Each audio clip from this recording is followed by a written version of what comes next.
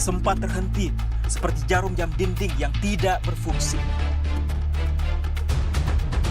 Ada mereka yang jatuh, ada mereka yang sakit, ada mereka yang kehilangan, ada mereka yang meninggalkan. Tidak satu, tidak dua, mereka pergi bergerombol dalam gelombang bernama kematian. Pandemi akan pergi seperti kabut yang hilang sebelum fajar. Asal kalian tidak membawa ego, bergerombol di sana-sini, berhahaha mengabaikan yang diatur. Sungguh elok jika kalian peduli atas nama kemanusiaan. Pakai masker, harga mati. Gak pakai masker, bisa mati. Selamat siang, Assalamualaikum warahmatullahi wabarakatuh. Salam sejahtera untuk kita semua. Seiring dengan meningkatnya aktivitas sosial masyarakat, perlu dilakukan pemantauan, pengendalian, dan evaluasi dalam rangka mencegah terjadinya peningkatan penularan COVID-19 terhadap penerapan protokol kesehatan bagi pelaku perjalanan dalam negeri. Berdasarkan evaluasi lintas sektoral terhadap kondisi perkembangan COVID-19 yang terus membaik di tingkat nasional, maka dilakukan penyesuaian dalam Surat Edaran Satuan Tugas Penanganan COVID-19 Nomor 17 Tahun 2021 terkait perjalanan orang dalam negeri pada masa pandemi COVID-19 melalui Surat Edaran Terbaru Satgas Penanganan COVID-19 Nomor 21 Tahun 2021 dan Surat Edaran Kementerian Perhubungan. Detail dan substansi Surat Edaran Satgas terkait pengaturan perjalanan dalam negeri akan disampaikan oleh Profesor Wiko Adhisa Smito selaku juru bicara pemerintah dan untuk penanganan COVID-19. Silahkan, Prof. Baik, terima kasih. Assalamualaikum warahmatullahi wabarakatuh. Selamat siang, salam sejahtera untuk kita semuanya. Pada hari ini Satgas Penanganan COVID-19 Nasional bersama dengan Kementerian Perhubungan akan mengumumkan aturan pelaku perjalanan orang dalam negeri yang terbaru. Beberapa penyesuaian pada pengaturan ini dilakukan atas keputusan lintas sektor yang mempertimbangkan kondisi kasus terkini serta kesiapan sarana dan prasarana pendukung implementasi protokol kesehatan di lapangan. Keputusan ini dituangkan dalam berbagai kebijakan, yaitu Surat Edaran Satgas Nomor 21 Tahun 2021, kemudian Instruksi Menteri Dalam Negeri Nomor 53 dan Nomor 54 Tahun 2021, dan Surat Edaran dari Kementerian Perhubungan. Bila kita lihat secara bersama, terdapat beberapa penyesuaian peraturan yang dilakukan. Di antaranya yang pertama, pengaturan syarat pelaku perjalanan dalam negeri, yaitu menjadi pertama untuk tujuan ke wilayah Jawa Bali yang juga diatur di dalam Instruksi Mendagri Nomor 53 Tahun 2021, untuk moda udara wajib menunjukkan 2 dokumen, yaitu kartu vaksin, minimal vaksinasi dosis pertama, dan surat keterangan hasil negatif tes RT-PCR yang sampelnya diambil dalam kurun waktu maksimal 2 kali 24 jam sebelum keberangkatan. Pengetatan metode testing menjadi PCR saja di wilayah Jawa Bali dan non-Jawa Bali level 3 dan 4, ini dilakukan mengingat sudah tidak diterapkannya penjarakan antar tempat duduk atau seat distancing dengan kapasitas penuh sebagai bagian dari uji coba pelonggaran mobilitas demi pemulihan ekonomi di tengah kondisi kasus yang cukup terkendali. PCR sebagai metode testing gold standard dan lebih sensitif daripada rapid antigen dalam menjaring kasus positif diharapkan dapat mengisi celah penularan yang mungkin ada. Untuk mengoptimalisasi upaya pencegahan penularan, pihak maskapai diwajibkan menyiapkan 3 row yang dikosongkan untuk pemisahan jika ditemukan pelaku perjalanan yang bergejala saat perjalanan. Kemudian yang berikutnya adalah moda transportasi lain, yaitu laut, darat, baik kendaraan pribadi dan umum, penyeberangan dan kereta api antar kota. Ini wajib menunjukkan 2 dokumen, yaitu kartu vaksin, minimal vaksinasi dosis pertama, dan surat keterangan hasil negatif tes RT-PCR yang sampelnya diambil dalam kurun waktu maksimal 2 kali 24 jam atau hasil negatif rapid test antigen yang sampelnya diambil dalam kurun waktu maksimal 1 kali 24 jam. Tujuan ke wilayah non-Jawa Bali level 3 dan 4 atau juga diatur di dalam Inmendagri nomor 54 tahun 2021, yaitu yang pertama adalah moda udara. Wajib menunjukkan 2 dokumen, yaitu kartu vaksin, minimal vaksinasi dosis pertama, dan surat keterangan hasil negatif tes RT-PCR, yang sampelnya diambil dalam kurun waktu maksimal 2 kali 24 jam sebelum keberangkatan.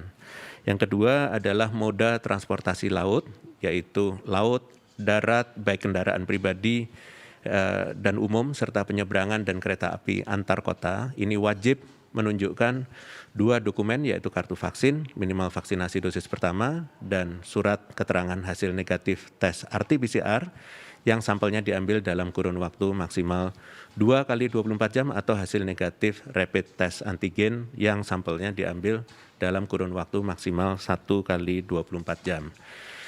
Tujuan ke wilayah non-Jawa Bali level 1 dan 2 yang juga diatur di dalam instruksi Mendagri nomor 54 tahun 2021 untuk semua moda transportasi wajib menunjukkan 1 dokumen saja, yaitu hasil negatif tes RT-PCR yang sampelnya diambil dalam kurun waktu maksimal 2 kali 24 jam atau hasil negatif rapid test antigen yang sampelnya diambil dalam kurun waktu maksimal 1 kali 24 jam sebelum keberangkatan. Khusus untuk perjalanan rutin dengan moda transportasi darat, baik dengan kendaraan pribadi maupun umum dalam satu wilayah aglomerasi secara nasional, tidak membutuhkan dokumen perjalanan khusus dengan catatan penerapan screening kesehatan dan penerapan protokol kesehatannya ketat. Kedua, diizinkan mobilitas anak-anak usia kurang dari 12 tahun, di mana dalam aturan sebelumnya dibatasi dengan syarat wajib menunjukkan 1 dokumen, yaitu hasil negatif tes COVID-19 sesuai dengan moda transportasi dan daerah tujuannya, dan penerapan protokol kesehatan yang ketat. Ikatan Dokter Anak Indonesia sendiri telah menyatakan kelayakan PCR atau rapid antigen untuk dilakukan kepada anak-anak. Keputusan ini dilakukan untuk meningkatkan kemudahan masyarakat, khususnya bagi mereka yang berada dalam keadaan mendesak dan penting, misalnya perpindahan orang tua akibat pindah tugas, bekerja atau perjalanan di dinas, dan lain-lain. Penambahan rincian syarat perjalanan supir kendaraan logistik dan pengelompokannya sesuai dengan wilayah perjalanannya demi meningkatkan laju kegiatan ekonomi yang penuh kehati-hatian, yaitu menjadi untuk wilayah Jawa Bali dan non-wilayah Jawa Bali. Yang pertama adalah wilayah Jawa Bali. Jika sopir telah divaksinasi lengkap, maka wajib menunjukkan 2 dokumen, yaitu dengan opsi pertama, kartu vaksin dosis lengkap dan surat keterangan hasil negatif rapid test antigen yang sampelnya diambil dalam kurun waktu maksimal 14 kali 24 jam sebelum keberangkatan. Atau jika supir sudah divaksinasi dosis pertama, maka wajib kartu vaksin dosis pertama dan surat keterangan hasil negatif rapid test antigen yang sampelnya diambil dalam kurun waktu maksimal 7 kali 24 jam sebelum keberangkatan. Atau jika supir belum divaksinasi, hanya wajib menunjukkan 1 dokumen, yaitu surat keterangan hasil negatif rapid test antigen yang sampelnya diambil dalam kurun waktu maksimal 1 kali 24 jam sebelum keberangkatan jika belum divaksinasi.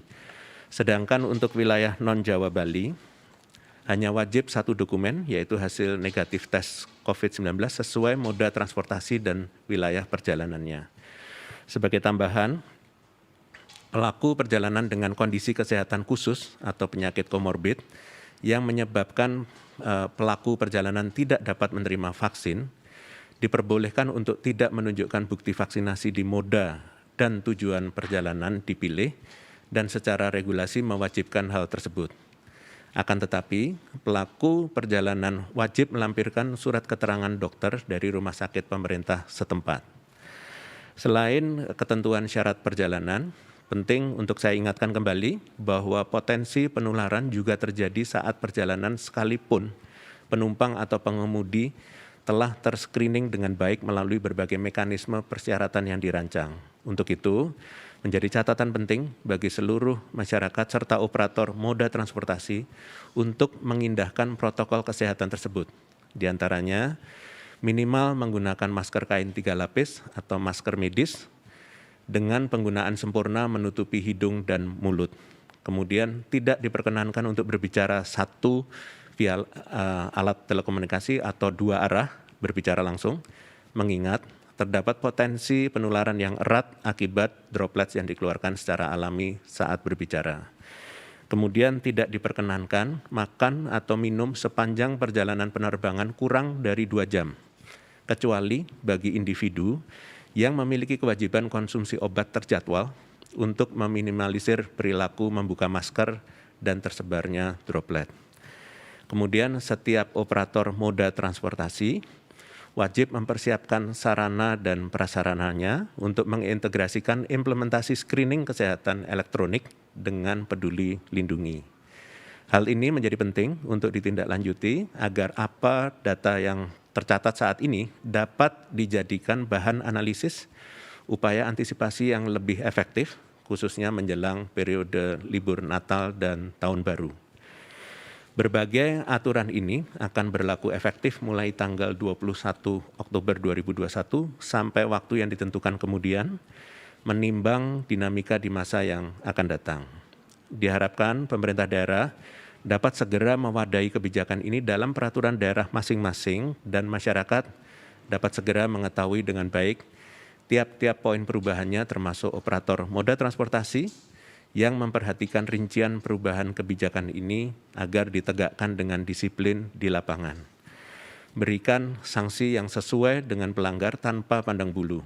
Mohon bantuannya rekan-rekan media untuk menyebarluaskan peraturan ini. Dan selanjutnya lebih teknis dari peraturan perjalanan akan disampaikan oleh Ibu Adita Irawati dari Kementerian Perhubungan. Untuk itu kami persilahkan. Terima kasih.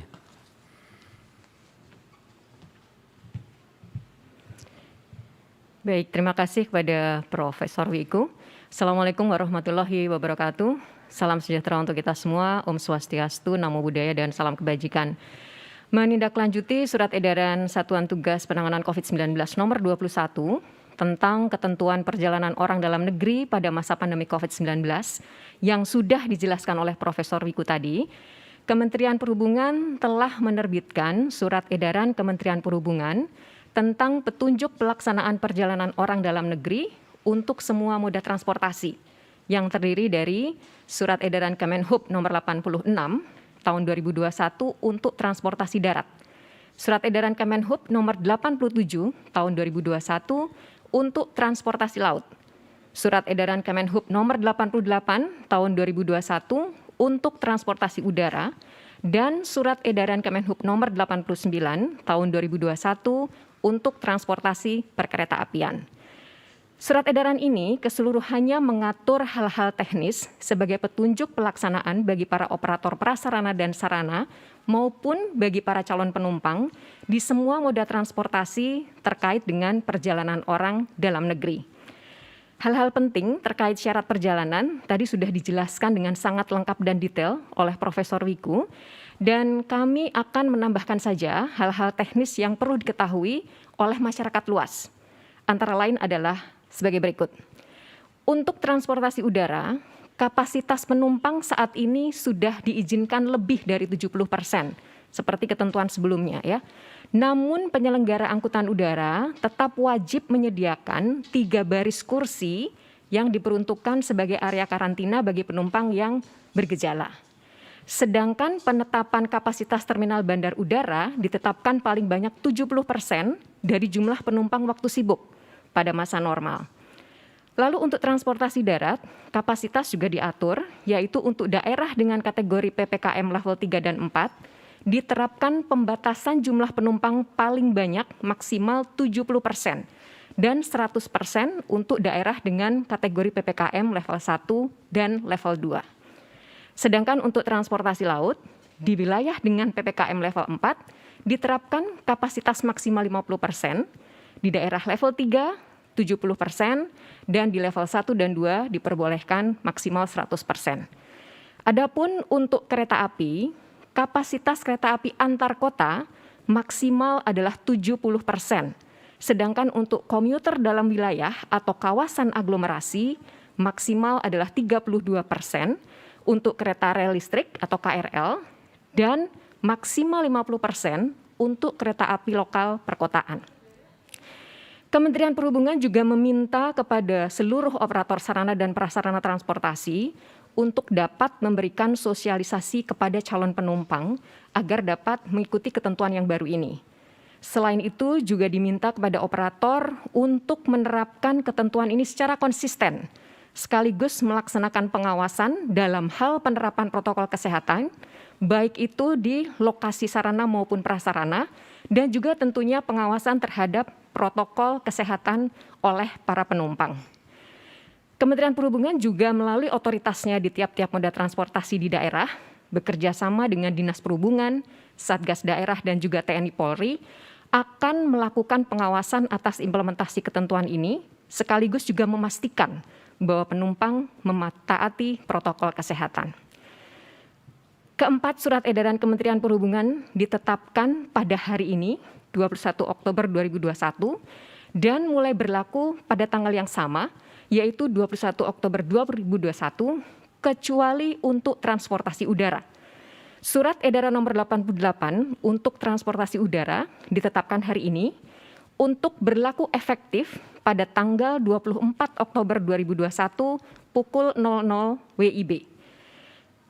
Hal ini untuk memberikan kesempatan kepada maskapai dan operator bandara mempersiapkan diri serta memberikan sosialisasi yang cukup kepada calon penumpang. Diharapkan dengan demikian penumpang dapat memahami ketentuan baru ini dan dapat mengikuti sesuai ketentuannya. Demikian yang dapat saya sampaikan. Terima kasih dan Assalamualaikum warahmatullahi wabarakatuh.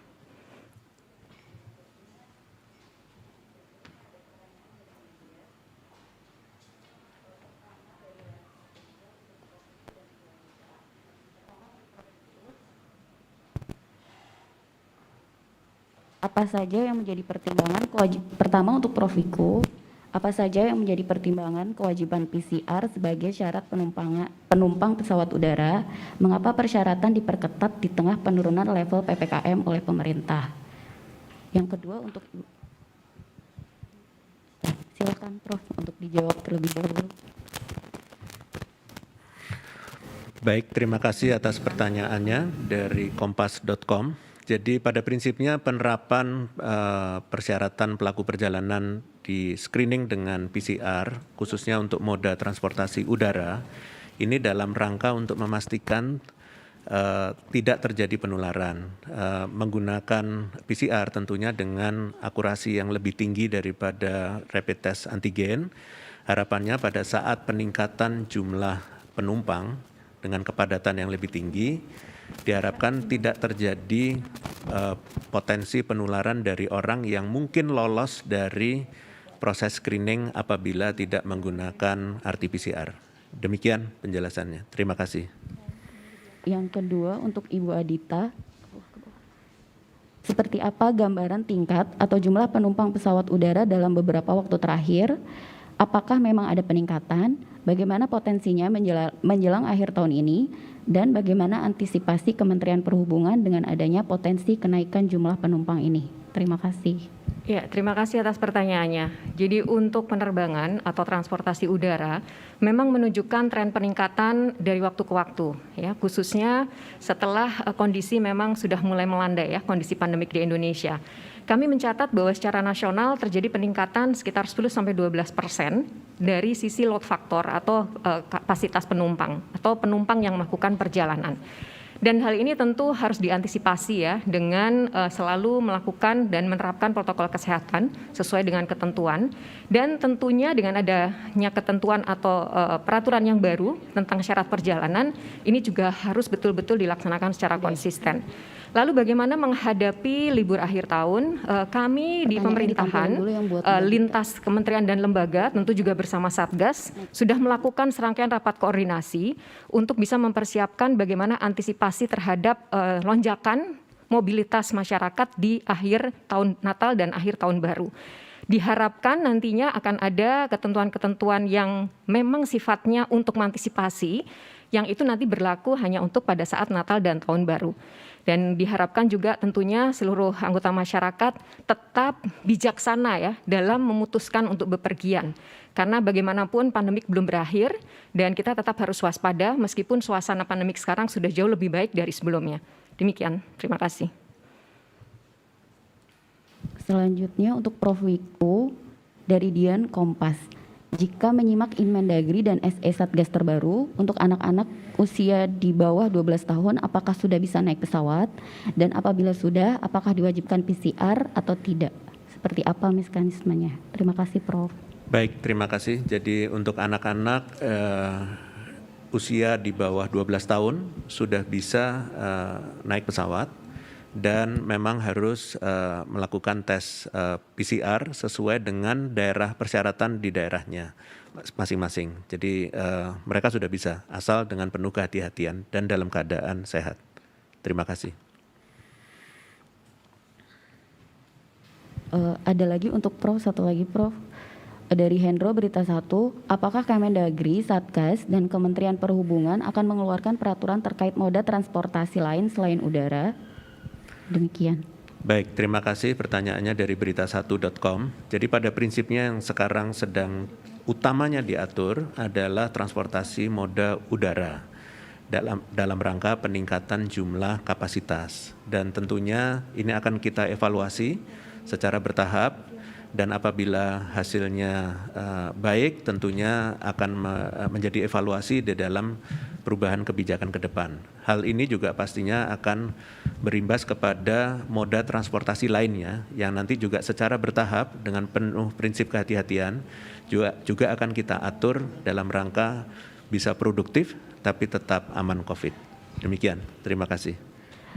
Satu lagi dari Widiantoro untuk Ibu Adita. RT-PCR apakah juga berlaku untuk penerbangan perintis? Terima kasih.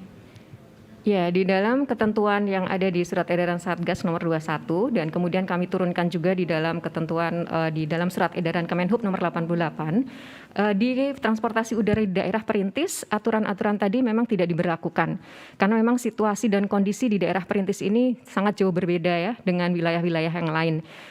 Di sana ketersediaan infrastrukturnya tentu tidak sama dengan yang ada di daerah lain sehingga kami tetap berikan dispensasi untuk tidak memberlakukan ketentuan-ketentuan tadi.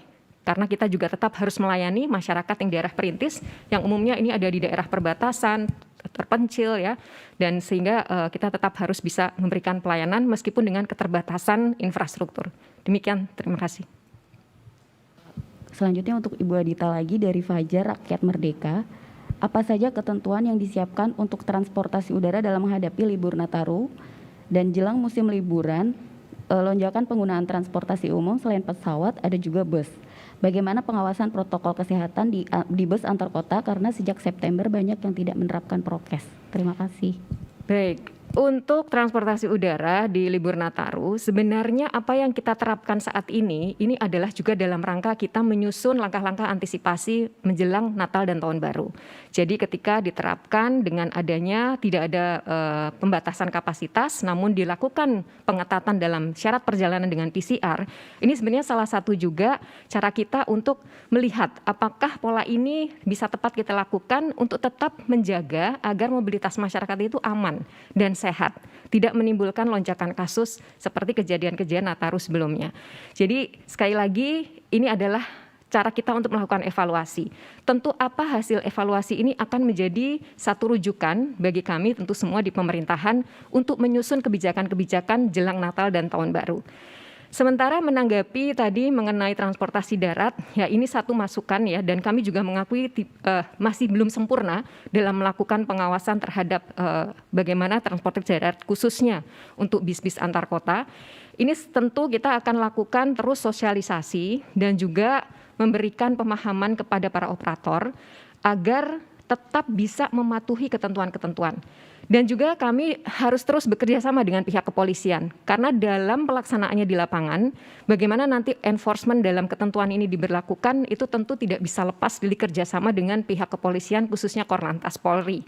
Dan di sini kami terus juga belajar dari berbagai pengalaman libur-libur panjang di tahun 2021 maupun 2020 untuk mengantisipasi agar transportasi darat, khususnya juga bis antar kota ini bisa tetap mengikuti ketentuan dan tidak punya potensi untuk terjadi penularan di dalam transportasi tersebut. Demikian, terima kasih. Yang pertanyaan terakhir untuk Prof. Wiku dari perwakilan KKP, apa tindakan yang dapat dilakukan di wilayah terkait pemalsuan hasil PCR yang terjadi di beberapa daerah, sedangkan pelaksanaan digitalisasi dokumen PCR masih terkendala sarana lab, server, dan maskapai? Terima kasih, Prof. Baik, terima kasih. Di dalam penanganan pandemi di berbagai negara termasuk di Indonesia, kita perlu kerjasama yang baik antara pemerintah daerah, dan juga dengan masyarakat. Upaya-upaya untuk melakukan pemalsuan testing dalam rangka screening itu tentunya akan membahayakan masyarakat sendiri. Kami mohon kepada setiap pihak, jangan mencoba untuk melakukan pemalsuan atau pelanggaran ini, karena itu akan membahayakan keselamatan dan kesehatan dari masyarakat yang sedang bepergian. Untuk itu, aparat jangan ragu-ragu juga untuk menegakkan peraturan sesuai dengan hukum yang ada, agar tidak terjadi pelanggaran yang terjadi selama ini.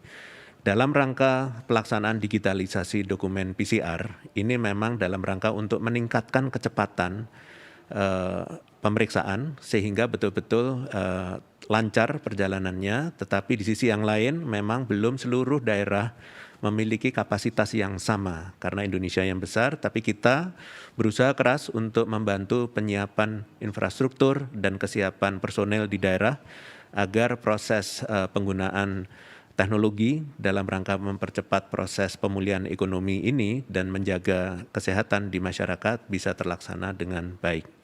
Demikian, terima kasih. Konferensi pers saat ini berakhir terkait pengaturan perjalanan dalam negeri, dan wassalamualaikum warahmatullahi wabarakatuh. Salam sejahtera untuk kita semuanya. Selamat siang.